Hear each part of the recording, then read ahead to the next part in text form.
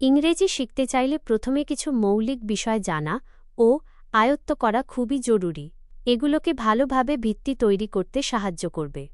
এখানে ধাপে ধাপে কিছু গুরুত্বপূর্ণ বিষয় দেওয়া হল। ১. অক্ষর ও উচ্চারণ, লেটার্স অ্যান্ড প্রোনাউন্সিয়েশন।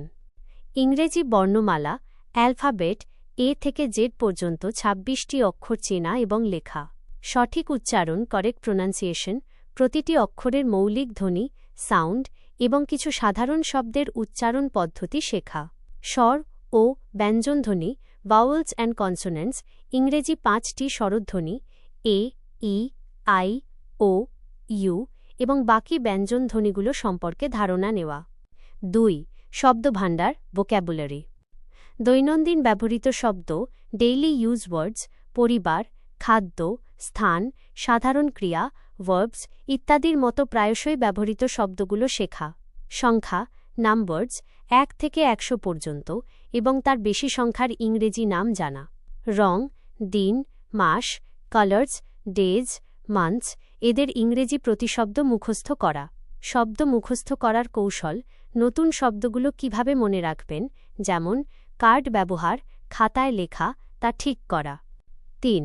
ব্যাকরণের প্রাথমিক ধারণা, basic grammar. Parts of speech, শব্দকে বাক্যে কিভাবে ব্যবহার করা হয় তা বোঝার জন্য noun, pronoun, verb, adjective, adverb এই মৌলিক অংশগুলো সম্পর্কে ধারণা নেওয়া। সিম্পল সেন্টেন্স স্ট্রাকচার, একটি সাধারণ বাক্য কিভাবে গঠিত হয়, subject plus verb plus object, কর্তা প্লাস ক্রিয়া প্লাস কর্ম। সিম্পল টেন্সেস, বর্তমান, প্রেজেন্ট, অতীত, পাস্ট এবং ভবিষ্যৎ, ফিউচার এই ৩টি কালের সহজ রূপগুলি শেখা। ৪. ব্যবহারিক যোগাযোগ, প্র্যাকটিক্যাল কমিউনিকেশন। অভিবাদন ও সৌজন্যমূলক বাক্য, greetings and polite phrases, hello, how are you, thank you, please, sorry এই ধরনের বাক্যগুলো শেখা। সাধারণ প্রশ্ন ও উত্তর, কমন কোয়েশ্চেনস অ্যান্ড আনসার্স, যেমন what is your name, where are you from ইত্যাদির মতো সহজ কথোপকথন তৈরি করা। আপনার জন্য পরবর্তী পদক্ষেপ। আপনি কি এই বিষয়গুলোর মধ্যে কোনো একটি নির্দিষ্ট অংশ দিয়ে শুরু করতে চান, যেমন দৈনন্দিন ব্যবহৃত শব্দভাণ্ডার?